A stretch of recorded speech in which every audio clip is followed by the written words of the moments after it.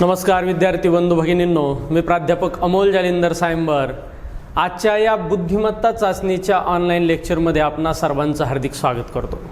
मित्रांनो, आज आपण तर्क अनुमान म्हणजेच सिलोजिझम हा घटक अभ्यासणार आहोत. हा घटक क्लास 3 असेल, क्लास 4 असेल, TAIT असेल, राज्यसेवा असेल किंवा कंबाईनच्या एक्झाम आहेत, या सर्व परीक्षांना येणारा कॉमन घटक आहे. पण जास्तीत जास्त हा घटक राज्यसेवेला जास्त प्रमाणामध्ये, MPSCला जास्त प्रमाणामध्ये विचारला जातो. आणि त्याचप्रमाणे TAITच्या परीक्षेमध्ये म्हणजे शिक्षक अभियोग्यता आणि बुद्धिमत्ता चाचणीमध्ये मिनिमम याच प्रकारावर 2 प्रश्न प्रत्येक प्रश्नपत्रिकेत आहेत. म्हणजे फिक्स 2 मार्क तुम्हाला याच्यामधून मिळणारच आहेत. आता सगळ्यात पहिल्यांदा बघा की तर्क अनुमान याच्यामध्ये काय केलं जातं की 2 विधानं दिली जातात. या विधानावर आधारित असणारी अनुमानं दिली जातात किंवा निष्कर्ष दिली जातात. आणि त्या निष्कर्षामधून कोणता निष्कर्ष बरोबर आहे किंवा कोणता निष्कर्ष चुकीचा आहे आपल्याला दिलेल्या पर्यायातून ओळखायचं असतं. तर आता जे 2 विधानं दिली जातात त्या विधानांचं जर प्रकार पाडले तर 2 प्रकारे त्याचे प्रकार पाडता येतात. एक म्हणजे त्या विधानांची संख्या, म्हणजे ती जी राशी आहे त्या विधानामध्ये ज्या राशी दिल्या जातात त्यांची संख्या, त्या संख्येवरून एकतर प्रकार पाडतात, 2 प्रकार पाडता येतील. आणि त्याच्यानंतर त्याची गुणधर्म, या गुणधर्मावरून 2 प्रकार पाडता येतील. आता पहा कसे प्रकार. तर बघा,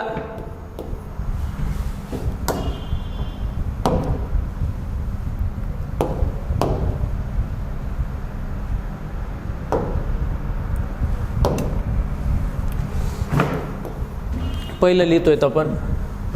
तर सार्वत्रिक विधान काय म्हणतोय मी? सार्वत्रिक म्हणजे त्याला युनिव्हर्सल सेंटेन्स म्हणतो. युनिव्हर्सल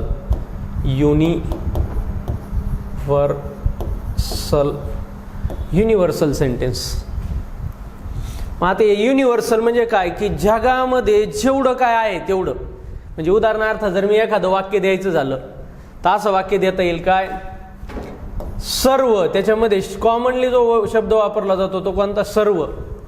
मग आता सर्व हत्ती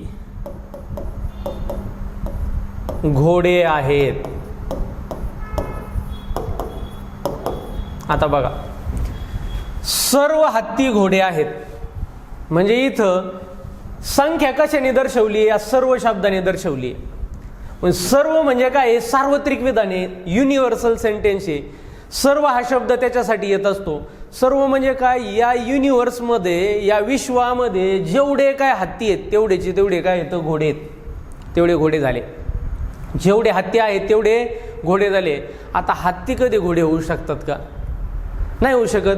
म्हणजे हे जर पाहिलं तर हे सृष्टीच्या नियमाच्या विरुद्ध आहे. हे कधीही वास्तविक होऊ शकत नाही. वास्तवाचा आणि याचा काहीही संबंध नाही. मात्र याचा आणि वास्तवाचा जरी संबंध नसला तरी तसा संबंध आपल्याला मानून चालावं लागतं. तर ते आपल्याला खरं आहे असं मानून चालावं लागतं.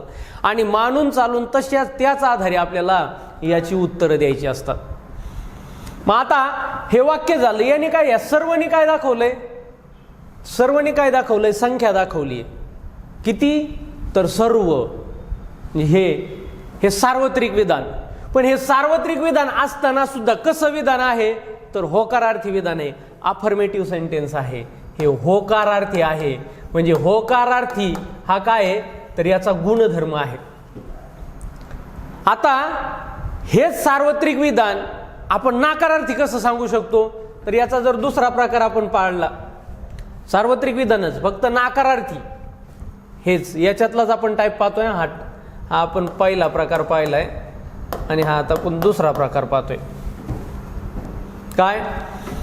कोणताही किंवा एकही नाही असा शब्द वापरला जातो. कोणताही नाही असा शब्द याच्यामध्ये वापरला जातो. सार्वत्रिक विधान आहे. मग असं म्हणलं जाईल, एकही हत्ती घोडा नाही. एकही हत्ती घोडा नाही किंवा कोणताही हत्ती घोडा नाही, असे कोणताही नाही किंवा एकही नाही असा शब्द याच्यामध्ये वापरला जातो. माझा यांनी हे सुद्धा काय? सार्वत्रिक विधान आहे. म्हणजे विश्वामध्ये जेवढे काय हत्ती येतं त्याच्यापैकी एकही हत्ती घोडा नाही, कोणताही हत्ती घोडा नाही. म्हणजे हा सुद्धा प्रकार कसा आहे, सार्वत्रिक प्रकारचातला आहे. पण हे कसं आहे, नाकारार्थी विधान आहे. कसं आहे, नाकारार्थी. याचा गुणधर्म होता होकारार्थी, याचा गुणधर्म आहे नाकारार्थी. दोन्ही पण सार्वत्रिक विधानाचे उदाहरण आहेत. मग आता याच्यावरून जर आकृती आपल्याला तयार करायची झाली तर आपल्याला आकृती कशी तयार करावी लागेल. सर्व ज्यावेळेस म्हणतोय त्यावेळेस कोणताच सोडायचा नाही. म्हणजे इथं ज्यावेळेस सर्व म्हटणार आहेत त्यावेळेस कुठलाही सुटला नाही पाहिजे. मग याच्यासाठी, या पहिल्यासाठी, आता आकृतीसाठी एक साठी मी आकृती तयार करतोय. सर्व हत्ती म्हणजे हत्तीचा एक गट काढला मी, हत्ती. हे सर्वचे सर्व हत्ती काय आहेत, घोडे आहेत. म्हणजे हत्ती सगळेचे सगळे हत्ती कशामध्ये आले पाहिजेत, घोड्यामध्ये आले पाहिजेत. हे घोडे जेवढे काय हत्ती आहेत, म्हणजे पहिल्यांदा येणारा जो शब्द आहे ना, हा शब्द पहिल्यांदा येणारा शब्द तो आतमध्ये लिहायचा असतो आणि नंतरचा येणारा शब्द त्याच्या बाहेर लिहायचा असतो. म्हणजे याचा अर्थ हे जेवढे काय हे हत्ती आहेत, हे सगळेचे सगळे हत्ती काय झालेले आहेत, घोडे झालेले आहेत. ही आकृती एकची आकृती, याची आकृती अशी आहे, युनिव्हर्सल. बरं, याची आकृती कशी येईल, आता दुसऱ्याची आपण आकृती पाहतोय. ह्या दुसऱ्याची एकही हत्ती घोडा नाही. म्हणजे हा जो काय हत्ती, इकडचा एक हत्तीचा गट आहे, यातला एकही हत्ती घोडा नाही. हे सुद्धा काय आहे, युनिव्हर्सल सेंटेन्स आहे. जगामध्ये, विश्वामध्ये जेवढे हत्ती आहेत त्यातला एकही हत्ती घोडा नाही. म्हणजे अशा दोन पद्धतीच्या आकृतीने हे सार्वत्रिक विधानं दाखवली जातात. त्याच्यामध्ये आपण होकारार्थी पण पाहिलं आणि नाकारार्थी पण पाहिलं. झाले. म्हणजे त्याच्या संख्येवरून आणि गुणधर्मावरून याचे किती पार्ट पडले, 2 पार्ट पडले. बरोबर. अजून आपल्याला एक प्रकार पाहायचा आहे. कोणता, म्हणजे अजून 2 प्रकार आपण पाडणार आहेत. तर दुसरा प्रकार म्हणजे काय, आता 2 प्रकार आपण पाहिलेत, म्हणजे हा तिसरा प्रकार याला म्हणता येईल. याला म्हणतात विशिष्ट विधान. कसं, विशिष्ट. जो काही संख्या आहे ना, संख्या संपूर्ण संख्या नाही घेतली जाते, विशिष्ट. त्याला इंग्लिशमध्ये आपण म्हणतो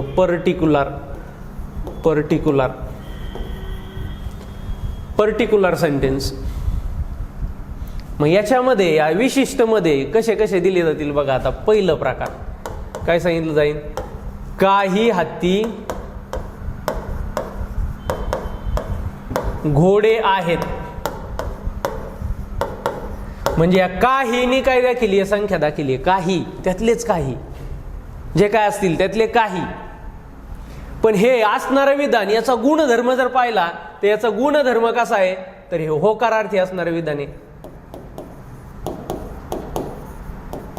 होकारार्थी विधान आहे, अफर्मेटिव्ह सेंटेन्स आहे. पण याच्यातच आता नाकारार्थी विधान करायचं असेल तर असं पण म्हणता येईल. काय, काही हत्ती घोडे नाहीत. काही हत्ती घोडे नाहीत. काही हत्ती घोडे आहेत म्हणलं तरी चालतंय, काही हत्ती घोडे नाहीत म्हणलं तरी पण चालतंय.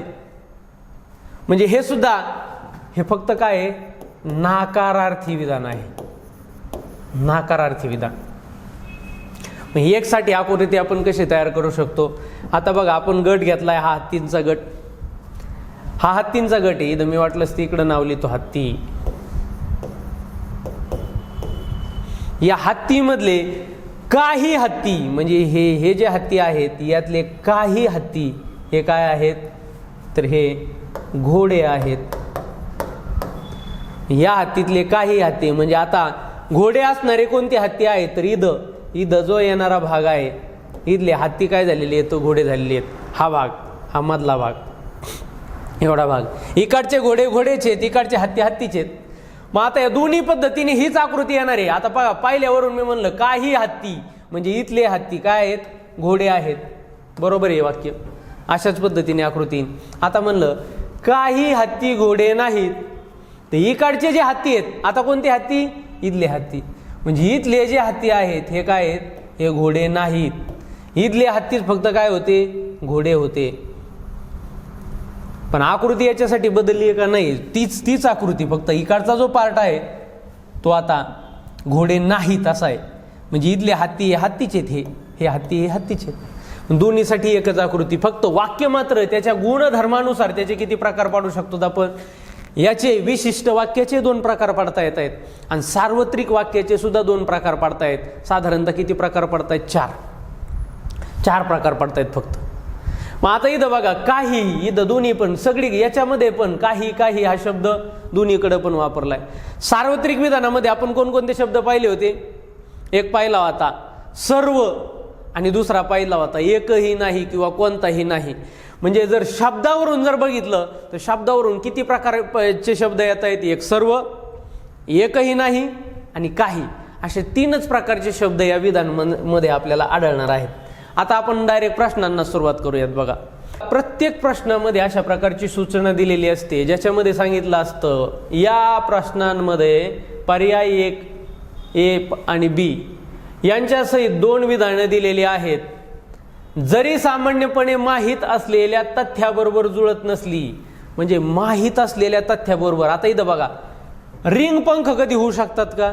कधीच होऊ शकत नाही. म्हणजे तथ्याबरोबर जुळतंय का? जुळूच शकत नाही. जुळत नसलं तरी खालील विधाने बरोबर आहेत असं तुम्हाला मानून चालावं लागतं. खालील विधानं बरोबर आहे असं समजून तुमचं योग्य उत्तर तुम्हाला लिहायचं असतं. हा प्रश्न शिक्षक अभियोग्यता आणि बुद्धिमत्ता चाचणीच्या 16 डिसेंबर 2017च्या पेपरमध्ये 9च्या पेपरमध्ये आलेला हा प्रश्न आहे, 9 वाजताच्या बॅचमध्ये. आता बघा, पहिलं वाक्य दिलेलं आहे, विधान दिलेलं आहे, सर्व रिंग पंख आहेत. म्हणजे आपल्याला इथं रिंग जी काढणार आहेत आपण, ही रिंग सगळीची सगळी रिंग काय झाली पाहिजे? पंख झाली पाहिजे.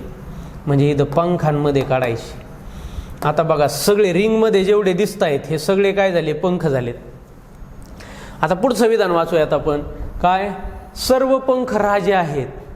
म्हणजे सगळेचे सगळे पंख आता कशामध्ये टाकायचं आहे आपल्याला? पुन्हा राजामध्ये टाकायचं आहे. म्हणजे इथं राजे आपल्याला बाहेर काढावे लागतील. हे राजे, सर्व पंख राजे आहेत. झाली, आकृती काढून झाली. आता याच्यावरून आपल्याला अनुमान चेक करायचे आहेत. मग आता पहिलं अनुमान या ठिकाणी आपण चेक करूयात. सर्व रिंग राजे आहेत. आता इथं बघा, ही रिंग आहे. रिंग कुठं आहे? इथं. आता रिंग काय झालेली आहे? पंख झालेली आहे. आणि जेवढे काय पंख आहेत ते सगळे राजे झालेले आहेत. म्हणजे सर्वचे सर्व असणारे रिंग काय झालेले आता? राजे झालेले आहेत. हे विधान काय? सत्य आहे. म्हणजे हे अनुमान या ठिकाणी सत्य आहे, म्हणून आपण याला पहिल्यांदा क्लिक करून घेऊ. हे बरोबर आहे. त्याच्यानंतर दुसरं अनुमान या ठिकाणी वाचू. निष्कर्ष, सर्व राजे रिंग आहेत. आता सर्वचे सर्व हे जे राजे आहेत, इथले राजे कुठं रिंग आहेत? नाही आहेत. इथले राजे हे राजेच आहेत. इथले राजे हे रिंग आहेत किंवा इथले रिंग हे राजे आहेत. म्हणून सर्व राजे रिंग असू शकत नाही. म्हणजे या ठिकाणी दुसरं अनुमान मात्र या ठिकाणी चूक आहे. आता आपल्याला फक्त दिलेल्या पर्यायामध्ये या ठिकाणी काय करायचंय? शोधायचंय की फक्त एक उत्तर जर दिलं असलं तरच आपण ते बरोबर लिहिणार. आता यांनी सांगितलंय काय? पहिला ऑप्शन काय? केवळ पर्याय 1 असल्यास, म्हणजे केवळ पर्याय 1 जर असेल तर बरोबर. म्हणजे पहिल्याच याच्यामध्ये असणारं आपल्याला उत्तर मिळालेलं आहे. अशा पद्धतीने आपल्याला हे प्रश्न, अशा पद्धतीच्या पॉसिबिलिटीज होणाऱ्या आकृती आपण तयार करून काढायचे. पुन्हा एकदा आपण या ठिकाणी पाहूयात. हा पण प्रश्न TIT एक्झाम मधलाच आहे. 17 डिसेंबर 9च्याच बॅचचा प्रश्न आहे. आता इथं मात्र 3 विधानं दिलेली आहेत. काय? आणि सगळेची सगळे विधानं जर आपण बघितलं तर सार्वत्रिक आहेत. म्हणजे प्रश्न सोपा आहे. सार्वत्रिक विधान एकदम सोपं. याच्यापासून अनुमानं निघणारे काय असतात? बरेच अंशी सार्वत्रिकच असणार आहेत. विशिष्ट विधान निघू शकतं. एक तर होकारार्थी निघण, नाही तर नाकारार्थी निघण, पण सार्वत्रिकच याच्यापासून निघणार आहेत. आता बघा, मग आपण आकृती काढतोय. काय पाहिलं आहे? सर्व पुस्तक बॉक्सेस आहेत.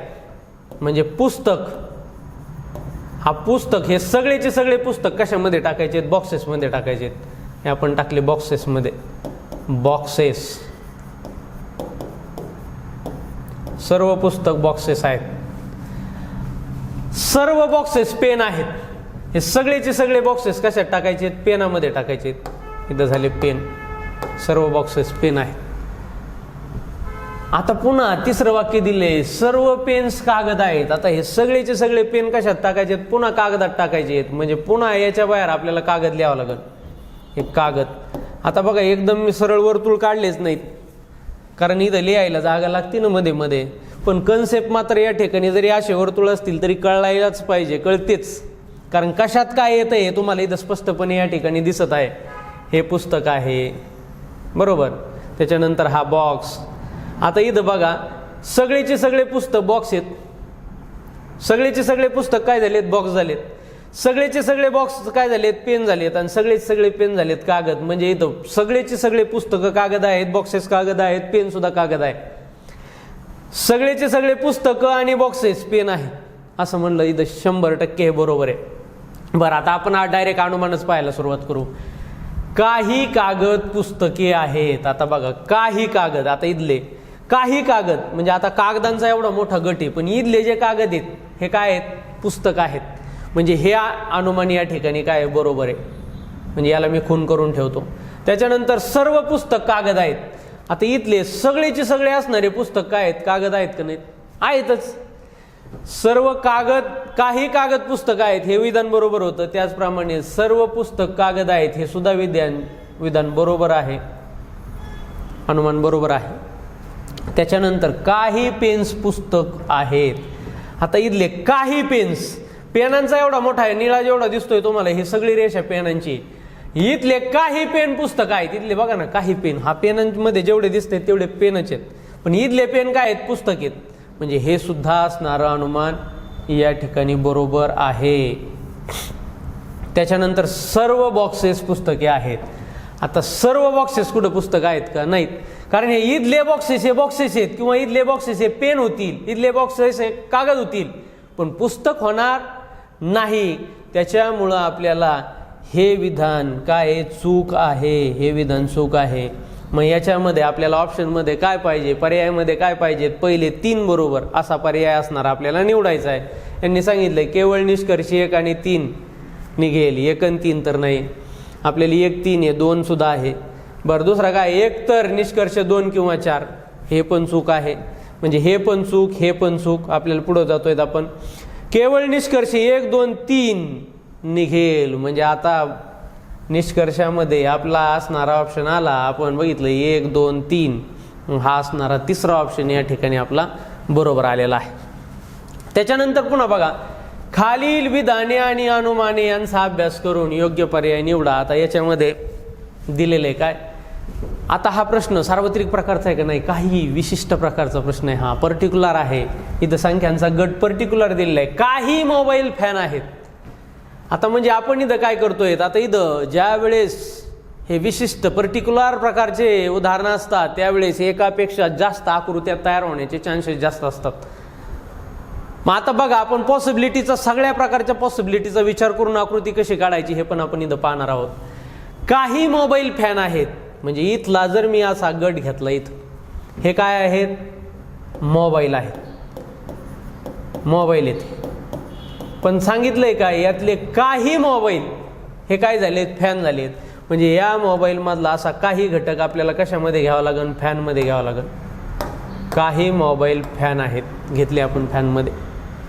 पुढं कोणताही फॅन ट्रक नाही, म्हणजे फॅन ट्रक आला नाही पाहिजे.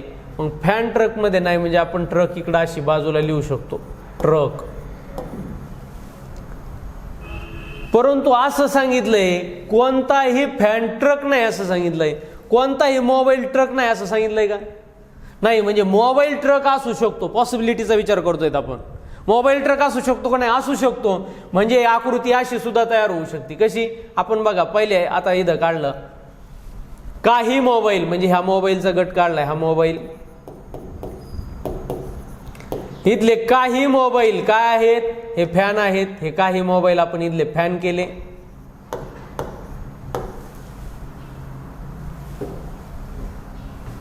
आणि पुढचा वाक्य होतं, म्हणजे आता आपण कोणताही फॅन ट्रक नाही, कोणताही फॅन हा फॅन ट्रक मध्ये नाही आला पाहिजे. मग ट्रक, मोबाईल तर असू शकते, असू शकते. म्हणजे इथं जर आपण ट्रक घेतलं तर चालतंय. म्हणजे अशी आकृती येऊ शकते, येऊ शकते. पॉसिबिलिटी अशा पद्धतीची, म्हणजे अशा 2 प्रकारच्या पॉसिबिलिटी तयार होत आहेत. मग आता आपल्याला हे निष्कर्ष चेक करत असताना या दोन्ही आकृत्यावरून चेक करावे लागतात. आता बघा काय करावं लागतं. तर आता आपण पहिला निष्कर्ष वाचतोय, इथे कोणताही मोबाईल ट्रक नाही. आता मग आता बघा 4, दोन्हीमध्ये पण 4-4 अनुमान आहेत. मग आपण पहिलं अनुमान, दुसरं अनुमान, तिसरं अनुमान आणि चौथं अनुमान दोन्हीवरून पण आपल्याला चेक करावं लागेल. 1 2 3 4 हे चारीची चारी अनुमान या आकृतीवरून किती बरोबर आणि या आकृतीवरून किती बरोबर हे आपल्याला चेक करायचं. कोणताही मोबाईल ट्रक नाही. आता इथला मोबाईल ट्रक आहे का? नाही, नाहीये. म्हणजे इथं हे विधान ह्या आकृतीवरून बरोबर आहे. जसं सांगितलंय कोणताही मोबाईल ट्रक नाही, इथं मात्र कोणताही मोबाईल ट्रक नाही असं आहे का? नाही, इथला मोबाईल मात्र ट्रक आहे. म्हणजे इथं या ठिकाणी पहिलं असणारं अनुमान चुकलेलं आहे. कोणताही फॅन मोबाईल नाही. आता कोणताही फॅन मोबाईल नाही असं आहे का? हा, इथले काही फॅन हे मोबाईल आहेत ना, इथले जे आहेत ते. म्हणजे इथं याच्यावरून पण चूक आहे आणि याच्यावरून पण चूक आहे. इथं पण मोबाईल झालेत ट्रक. कोणताही फॅन मोबाईल नाही. कोणताही फॅन मोबाईल आहे. इथं पण फॅन मोबाईल आहे. दोन्हीकडे हे वाक्य चुकलेलं आहे. तिसरं वाक्य पाहतोय, काही मोबाईल ट्रक आहेत. आता पहिल्या वाक्यावरून काही मोबाईल ट्रक आहेत का? नाही आहेत. म्हणजे हे इथं याच्यावरून चुकलेलं आहे. आता याच्यावरून बघतोय, काही मोबाईल ट्रक आहेत. इथले काही मोबाईल मात्र ट्रक आहेत. म्हणजे याच्यावरून हे तिसरं ऑप्शन याच्यावरून बरोबर आहे. बरं, इकडं पुढं बघतोय, काही फॅन मोबाईल आहेत. आता इथले काही फॅन मोबाईल आहेत का? नाहीत, आहेत. म्हणजे याच्यावरून हे बरोबर आहे. याच्यावरून काही फॅन मोबाईल आहेत, याच्यावरून सुद्धा बरोबर आहे. आता जर आपण इथं निरीक्षण केलं तर आपल्या निरीक्षणामध्ये एक लक्षात येतंय काय, की याच्यामध्ये पहिले 2 चूक आहेत आणि दुसरे 2 बरोबर आहेत. याच्यामध्ये पहिलं आणि चौथं बरोबर आहे, मधले 2 चूक आहेत. मग जर कॉमनली पाहिलं तर कॉमनली बरोबर येणारं कोणतं आहे? याच्यात पहिलं चूक, याच्यात पहिलं बरोबर घेऊन चालणार नाही. याच्यात जरी बरोबर, दोन्हीत पण बरोबर असतं तर घेतलं असतं आपण. सगळ्या पॉसिबिलिटीचा विचार करून आपल्याला शुअर जे असणारं उत्तर आहे ते शुअर असणारं उत्तर काढायचं असतं. म्हणजे आपण बघा, हे उत्तर सुद्धा काय करणार आहेत? चूक घेणार आहेत. कारण इथं या ठिकाणी बरोबर आहे आणि इथं असणारं चूक आहे. असं कॉमन बरोबर असलं तरच आपण उत्तर घेणार आहेत, हे घेणार नाहीत. इथं पण चूक आहे, इथं पण चूक आहे. ओके, काय हरकत. इथं याच्या ठिकाणी बरोबर आहे पण या ठिकाणी काय आहे? चूक आहे. म्हणजे बरोबर घेऊन चालन का? आपल्याला नाही घेऊन चालणार. इथं जरी बरोबर असलं पण याच्यात बरोबर नाही ना. दोन्हीत कॉमन बरोबर असणारच घ्यायचं आहे आपल्याला. मग आता इथं बघितलं तर चौथा याच्यात पण बरोबर आहे. इथं बघा, याच्यात पण बरोबर आहे आणि चौथा ऑप्शन याच्यात पण बरोबर आहे. म्हणून या दोन्हीवरून येणारा शुअर ऑप्शन कोणता आहे? तर चौथा आहे. म्हणजे आपल्याला दिलेल्या पर्यायात फक्त एवढंच चेक करायचं की चौथा जर असेल तरच तेवढा फक्त बरोबर. आपण जर बघितलं केवळ 1 बरोबर नाही, 1 आणि 3 बरोबर नाही, 1 2 आणि 4 बरोबर हे पण नाही. मग इथं काय? केवळ 4 बरोबर. केवळ 4 दोन्हीमध्ये असणारा ऑप्शन होता 4, म्हणून 4. आता इथं अशा प्रकारच्या आकृत्यामध्ये गोंधळ होण्याचे चान्सेस खूप असतात. पॉसिबिलिटी कळल्या पाहिजे. पॉसिबिलिटी कळून आपण आकृती कशी काढली हे सगळ्यांनी पाहिले. ज्यांच्या लक्षात नाही आलं त्यांनी पुन्हा एकदा पहा. त्याच्यानंतर अजून पण आता बघा, इथं पण विशिष्ट प्रकारचं आलेलं उदाहरण आहे. काय? काही झाडे जीप आहेत. म्हणजे आपण इथं झाडांचा एक गट काढला. हा, यातले हे काही झाडे जे आहेत, हे काही झाडे, इथले काही झाडं घेतले, हे काय केले आपण? जीप केले. काही झाडे जीप आहेत. ओके, सर्व जीप दगड आहेत. आता ह्या जीप सगळ्याच्या सगळ्या कशात गेल्या पाहिजेत? दगडात गेल्या पाहिजेत. म्हणजे आपल्याला या जीपच्या बाहेरून असणारा असा इकडं दगड काढावे लागतील. हे दगड अशा पद्धतीची आकृती येईल. काय होतंय? अशा पद्धतीची आकृती आलेली आहे. आता इथं जास्त पॉसिबिलिटी नाही तयार होत का? कारण जरी मी वेगळी आकृती काढली तरी इथं बघा, इथं ऑलरेडी जे झाडं आहेत ते जीप झालेले आहेत. काही झाडं काय झालेली आहेत? जीप झालेली आहेत.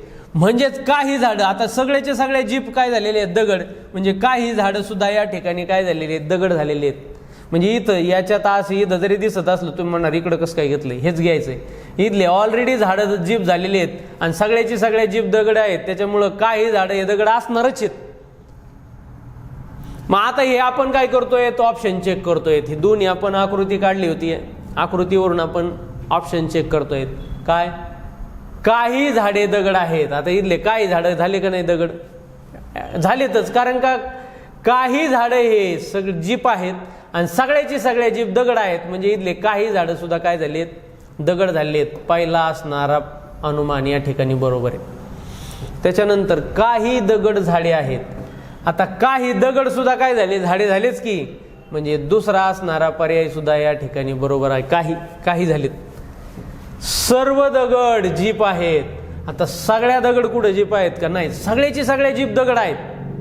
पण इथले दगड हे दगडच आहेत ना, हे कुठं जीप झालेत, इथले दगड मात्र जीप आहेत.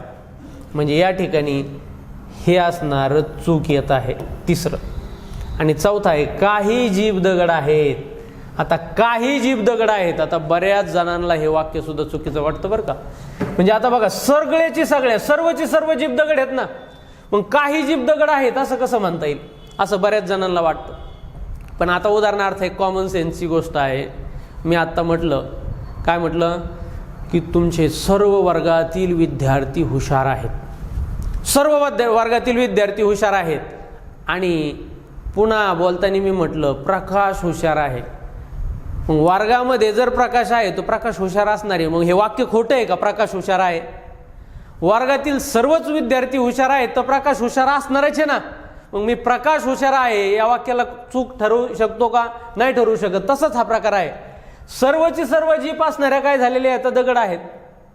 मग मी त्यातल्या काही जीप घेतल्या आणि म्हणलं काही जीप दगड आहेत, तर ते चुकीचं होईल का, चुकीचं होणारच नाही. म्हणजे हा सुद्धा पर्याय या ठिकाणी बरोबर आहे. हा सुद्धा अनुमान या ठिकाणी बरोबर आहे. मग आता तुम्हाला चेक करायची, एकच आकृती तयार होती, 1, 2 आणि 4 बरोबर. मग 1, 2 आणि 4 बरोबर असा ऑप्शन पाहायचा आहे. हा तर असू शकत नाही, हा नाही. 1, 2 आणि 4 बरोबर असणारा ऑप्शन 3 मध्ये आहे. अशा पद्धतीने आपण उत्तर काढलेलं आहे. त्याचप्रमाणे आपण आता या ठिकाणी 5वा प्रश्न पाहतोय. काय, सर्व बाहुल्या पाळणा आहेत आणि सर्व पाळणे खेळणी आहेत. पुन्हा युनिव्हर्सल सेंटेन्स आलं. म्हणजे सगळेची सगळ्या बाहुल्या, पण ह्या बाहुल्या, ह्या बाहुल्या कशात टाकायच्या, पाळण्यात टाकायच्या. टाकल्या पाळण्यात, पाळणा. आणि सर्व पाळणे खेळणी आहेत. आता सगळेचे सगळे पाळणे कुठं टाकले, पुन्हा खेळणीत टाकले, खेळणी झाली अशी आकृती. करा आता अनुमान चेक. काही खेळणी बाहुल्या आहेत. आता बघा, खेळण्यामध्ये हा विशिष्ट, एवढ्या जर खेळण्या आपण बघितल्या, काही खेळण्या, या खेळण्यामध्ये जेवढ्या दिसतात तेवढ्या सगळ्या खेळण्याच्यात. पण इथल्या खेळण्या काय आहेत, बाहुल्या आहेत. म्हणजे इथं आपल्याला काही खेळण्या बाहुल्या आहेत, म्हणजे हे बरोबर आहे. सर्व खेळणी बाहुल्या आहेत. सर्व कुठं खेळणी बाहुल्या आहेत, सर्व बाहुल्या खेळणी आहेत. पण सर्व खेळणी बाहुल्या आहेत का नाहीत, म्हणजे इथल्या खेळण्या खेळण्याच्या आहेत, ह्या कुठं बाहुल्या झाल्यात, इथल्या बाहुल्या मात्र सगळ्याच्या सगळ्या खेळण्या आहेत. म्हणजे हे अनुमान मात्र या ठिकाणी चूक येते. म्हणजे केवळ 1 बरोबर. मग अनुमान 1 आणि 2 बरोबर, चूक फक्त 2 बरोबर, फक्त केवळ 1 बरोबर. म्हणजे अनुमान क्रमांक 3 या ठिकाणी, म्हणजे ऑप्शन पर्याय क्रमांक 3 या ठिकाणी बरोबर आलेला आहे. त्याच प्रकारे आपण 6वं उदाहरण घेतोय. सर्व चमचे मणी आहेत. म्हणजे आता इथं घेतलं आपण सर्वची सर्व चमचे,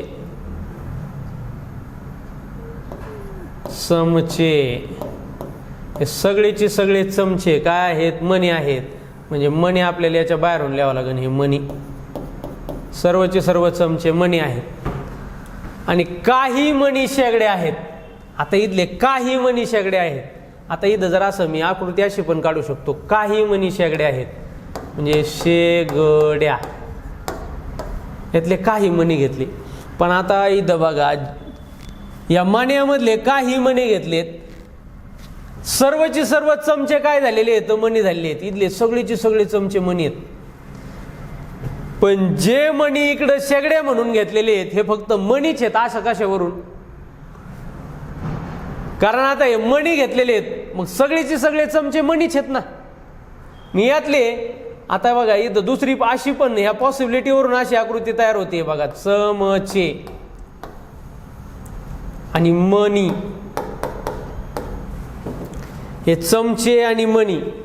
आता यातले दुसरं काय, काही मणी शेगड्या आहेत. मग मणी शेगड्या आहेत.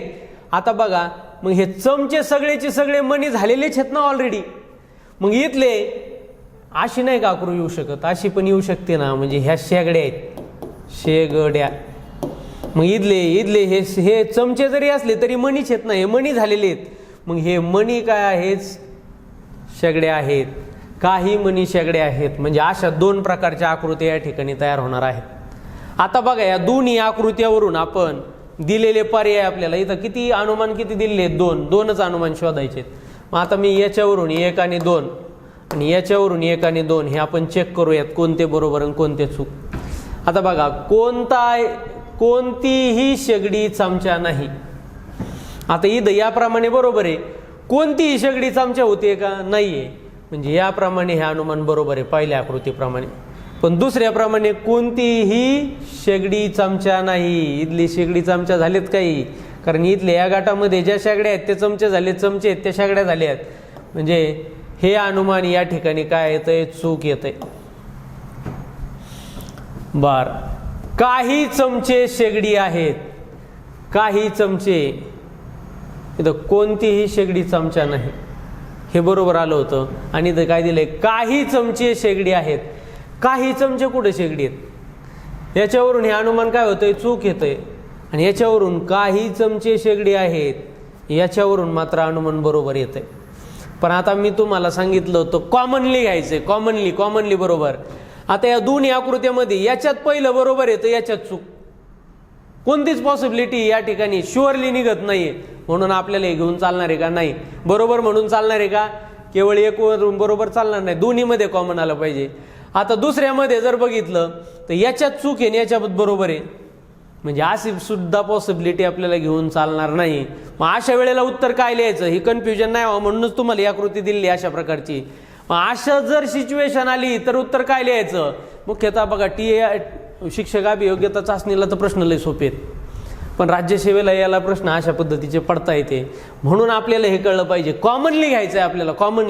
कॉमन यांच्यात कोणतंच उत्तर बरोबर येत नाही. म्हणजे सगळीची सगळे चूक आपल्याला अशा पद्धतीचं ऑप्शन बघावं लागणार आहे.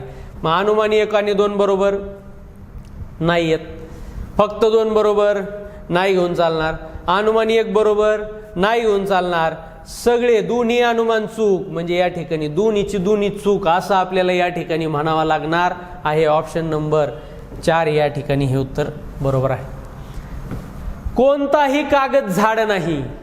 आता पुढचं विधान बघतोय आपण, कोणताही कागद झाड नाही. आपण घेतलं इथं हा कागद घेतला, कागद, यातला कोणताही कागद झाड नाही. म्हणजे झाड आपण इकडे सेपरेट लिहिलं, झाड. कोणताही कागद झाड नाही, युनिव्हर्सल सेंटेन्स. मात्र निगेटिव्ह सेंटेन्स गुणधर्मानुसार पाहिलं तर.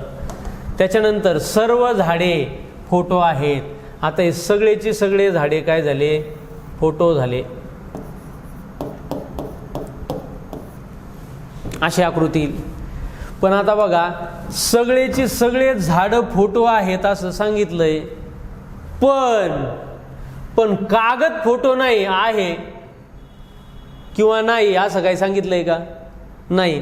म्हणजे कागद सुद्धा, आता आपण पहिल्या आकृतीने जर पाहिलं, पहिल्या आकृतीप्रमाणे जर पाहायचं झालं तर आपण कागद हा इकडं स्वतंत्र लिहिलाय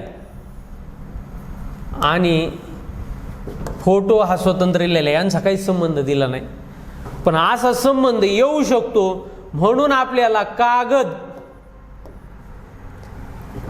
सर्व झाडे फोटो आहेत पण असं दिलंय का, कागद फोटो नाही असं सुद्धा दिलं नाही. म्हणून आपण पॉसिबिलिटीचा विचार जर केला तर काही कागद फोटो आहेत असं आपण म्हणू शकतो. आणि सर्वचे सर्व असणारे जे झाडे आहेत हे सगळेची सगळे झाडे कशामध्ये आहेत, फोटोमध्ये आहेत. हे झाडे, हे सगळे झाड.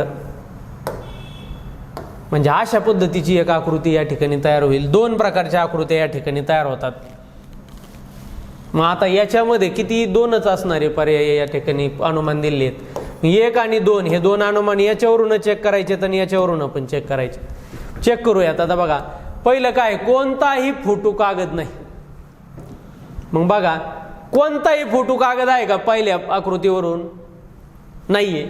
म्हणजे हे अनुमान या ठिकाणी बरोबर आहे. पहिलं या ठिकाणी पहिल्या कोणताही फोटो कागद नाही. कोणताच फोटो कागद नाही, ओके. पण इथं कोणताही फोटो कागद नाही असं आहे का? नाही, इथले जे फोटो आहेत हे कागद झालेले आहेत, म्हणून याच्यानुसार काय आहे? चूक. पुढं काही झाडे कागद आहेत. आता इथले काही झाडं, हे जे झाडं आहेत, काही झाडं कागद आहेत.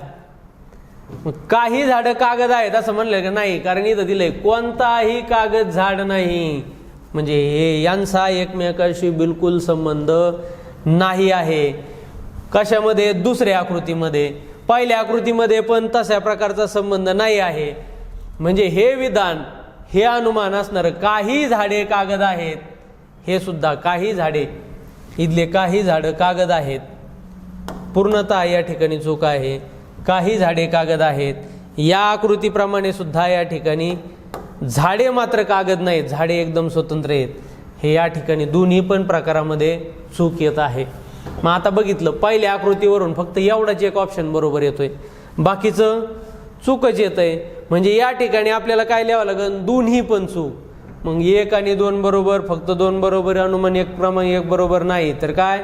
सगळ्याची सर्व चूक. अशा पद्धतीने आपल्याला या ठिकाणी घ्यावं लागणार आहे. त्याच्यानंतर बघा आता पुढचा प्रश्न, काही खांब पेन आहेत. तर आपण घेतलं इथं काही खांब, इथले हे जे खांब आहेत, काही खांब, यातले काही खांब घ्यायचे आहेत आपल्याला, ते पेन झालेले आहेत, पेन आहेत, पेन म्हणून घेतले आपण. आणि काही पेन बाटली आहे, यातले काही पेन आपल्याला कशामध्ये घ्यायचे आहेत? बाटलीमध्ये घ्यायचे आहेत. म्हणजे असे आज घेऊ शकतो आपण, बाटली. काही खांब पेन आहेत आणि काही पेन बाटली आहेत, अशी आकृती तयार होऊ शकते. परंतु पॉसिबिलिटीचा विचार करा, बाटली खांब नाही असं कुठं दिलंय का? बाटली खांब सुद्धा असू शकते का? नाही, असू शकते. म्हणजे हे जे पहिलं वाक्य तुम्ही लिहिलं होतं असं, कोणतं? हा खांब होता आणि हा पेन होता.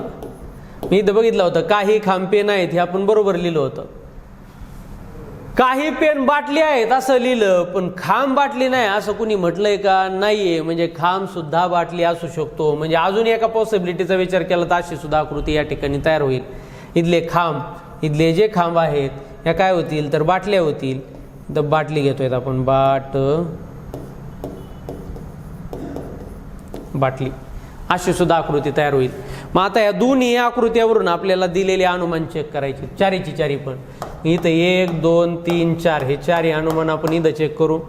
इथं 1 2 3 4 इथं सुद्धा या ठिकाणी आपण चेक करू. मग आता पहिला अनुमान या ठिकाणी चेक करतोय, कोणताही खांब बाटली नाही.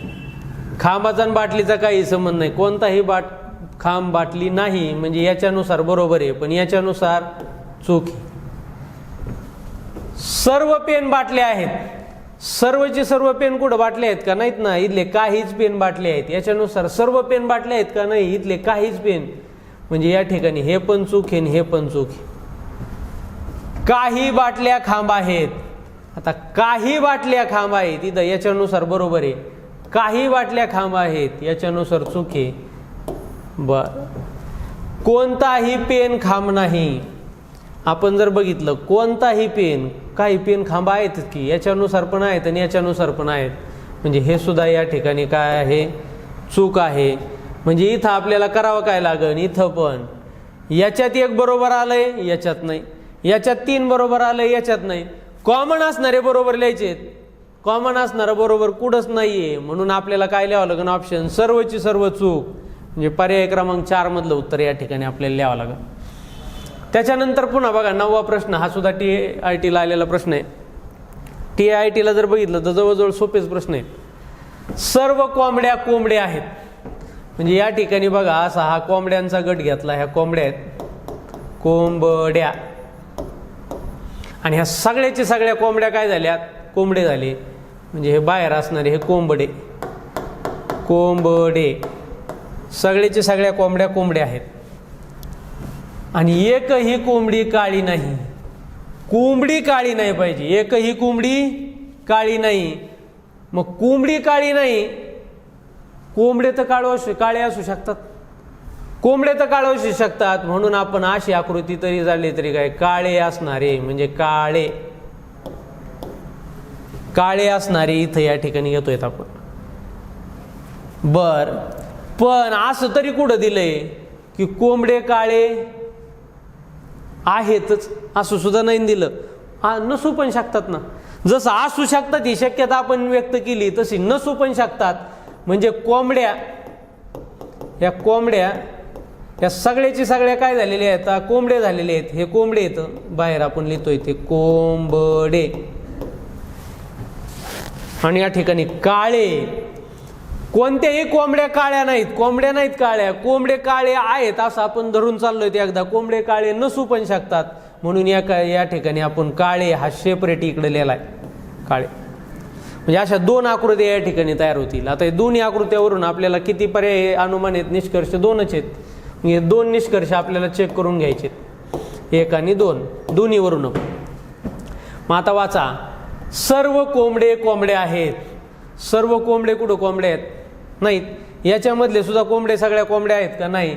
दोन्हीवरून पण हे असणार चूक येत आहे. एकही कोंबडी काळी नाही, कोंबडी काळी नाही, याच्यात पण नाही आणि याच्यात पण नाही. इथं बघा कोंबडी सेपरेटच आहे, कोंबडी काळी नाहीच आहे. म्हणजे याच्यावरून पण 2 बरोबर आहे आणि याच्यावरून पण. कॉमन असणारा बरोबर कुठं आहे?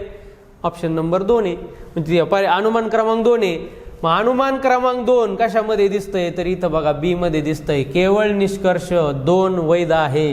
म्हणजे हा 2 असणारा निष्कर्ष या ठिकाणी, म्हणजे पर्याय क्रमांक 2 हे या ठिकाणी बी असणारं उत्तर आलेलं आहे. आता पुढचा प्रश्न या ठिकाणी घेतोय आपण 10 नंबरचा. इथं मोठा प्रश्न दिलाय, TITचाच प्रश्न आहे हा सुद्धा. सर्व विद्यार्थ्यांना फिरायला आवडते. सगळेची सगळी जेवढे काय विद्यार्थी आहेत, म्हणजे जर आपण इथं विद्यार्थी घेतले, हे विद्यार्थी आहेत, विद्यार्थी या सर्व विद्यार्थ्यांना फिरायला आवडतं. म्हणजे हे फिरायला आवडणारे, फिरायला आवडणाऱ्यांचा गट आहे हा, किंवा यालाच फिरणारे म्हणतो मी. हे फिरायला आवडणाऱ्यांचा गट आहे, त्याच्यामध्ये सगळेचे सगळे विद्यार्थी आहेत. कोणत्याच विद्यार्थ्याला असं फिरायला आवडत नाही असं नाही, सगळ्यांना आवडतं. इथल्या तुमच्यातले काय असतील अरसिक, ज्यांना नाही वाटत बाबा फिरावं, कुठं जावं, असे वेगळे आहेत. ह्या इथल्या विद्यार्थी मात्र काय आहेत, त्यांना सगळ्यांना फिरायला आवडतं. त्याच्यानंतर पुढचा काय, काही विद्यार्थ्यांना प्रयोगशाळेतील प्रयोग आवडतात. आता इथले जे विद्यार्थी आहेत, या काही विद्यार्थ्यांना काय करावं लागणार आहे, प्रयोगशाळेतले प्रयोग आवडतात. म्हणजे आपल्याला प्रयोगशाळेतील प्रयोग आवडणारे असं घ्यावं लागेल, बरोबर. मग आता सगळेचे सगळे फिरणाऱ्यांना प्रयोगशाळेतले प्रयोग आवडतात असं आहे का? नाही, असं असू शकत नाही. म्हणजे आपल्याला असं दिलं पण नाहीये. तिथं आपल्याला तिथं असू शकतं का नाही ती पुढची गोष्ट. इथं दिलेल्या गोष्टीचा आपण विचार करतोय. असं दिलंय का कुठं की सगळेच्या सगळ्या फिरणाऱ्या विद्यार्थ्यांना प्रयोगशाळेतले प्रयोग आवडतात? नाही दिलं. मग हे प्रयोग आवडणारे या ठिकाणी काही विद्यार्थी, इथं हे फक्त यांना प्रयोग आवडतो. इथले काय आहेत, हे फिरणारे पण आहेत, त्यांना प्रयोग आवडू शकतो. आणि इथले विद्यार्थी आपण याच्यामुळे लिहिलंय काही विद्यार्थी प्रयोगशाळेतील. या काही विद्यार्थ्यांना म्हटलं, इथल्या विद्यार्थ्यांना मात्र काय होतंय, प्रयोगशाळेतले प्रयोग आवडत आहेत इथले. म्हणजे हा आपण गट जो घेतलाय हा काय, प्रयोग आवडणाऱ्यांचा गट. हा प्रयोग आवडणारे, हा प्रयोग आवडणाऱ्यांचा गट. पण अजून अशी पण आकृती तयार होऊ शकते. कशी तयार होऊ शकते, प्रयोग आवडणाऱ्यांना फिरायला आवडत नाही असं काय आहे का? आणि असं दिलं पण नाही. म्हणजे आपण इथं बघा विद्यार्थी, यातले काही विद्यार्थ्यांना प्रयोग आवडतो म्हणून हे इथं असे घेतले आपण. आणि सगळ्याचे सगळ्यांना फिरायला आवडतं, म्हणजे हे फिरायला आवडणारे हा गट. इथला गट जर बघितला तर आपण काय, हे फिरणारे पाहिलेत बरं का आपण, सॉरी, हे फिरणारे,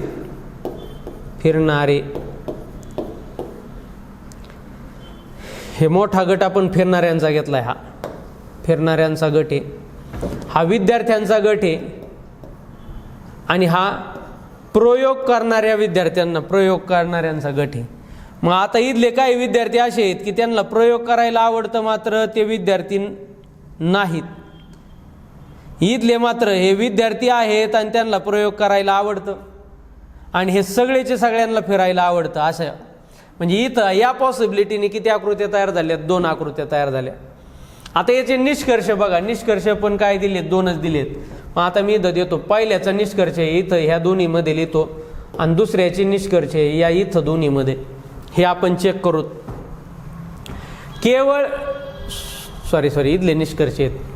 इथं इथं इथं हे निष्कर्ष आपल्याला पडताळून पाहायचे.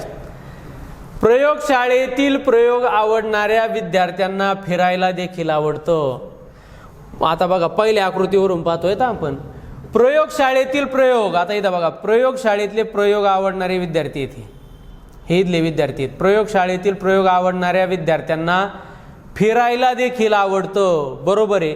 दोन्ही आकृत्यानुसार बरोबर आहे. काय इथं हे फिरणारे, इथं फिरणारे, म्हणजे फिरणाऱ्यामध्ये आलेलं आहे हे प्रयोग. इथं पण हे फिरणाऱ्यांमध्ये आलेलं आहे. म्हणजे या आकृतीनुसार बरोबर आहे आणि या आकृतीनुसार सुद्धा बरोबर आहे. काही विद्यार्थ्यांना प्रयोगशाळेतील प्रयोग आवडत नाही, मात्र फिरायला आवडतं. मग आता इथले काही जे विद्यार्थी आहेत या गटात बघा, यांना हे प्रयोगशाळेतले प्रयोग इथले जर आपण बघितले एवढेच, यांना प्रयोगशाळेतले प्रयोग कुठं आवडत आहेत? नाही, पण फिरायला मात्र आवडतंय. म्हणजे या आकृतीनुसार हे बरोबर आहे. इथं या आकृतीनुसार यांना पण ह्या आकृतीनुसार सुद्धा बरोबर आहे. कारण इथले जे विद्यार्थी आहेत यांना प्रयोगशाळेतले प्रयोग आवडत नाहीत, पण फिरायला मात्र यांना पण आवडतं. म्हणजे याच्यामधून ह्या दोन्हीमधून पण हे दोन्हीची दोन्ही असणारे पर्याय या ठिकाणी बरोबर निघलेले आहेत. म्हणजे इथं जर आपण बघितलं तर काय 1 आणि 2 दोन्ही बरोबर असा या ठिकाणी निष्कर्ष निघणार आहे. अशा पद्धतीने मित्रांनो आपण वेगवेगळ्या प्रकारची 10 प्रश्न आपण या आजच्या लेक्चरमध्ये या ठिकाणी पाहिलेले आहेत. आजच्या लेक्चरमध्ये आपण इथंच थांबूयात. धन्यवाद.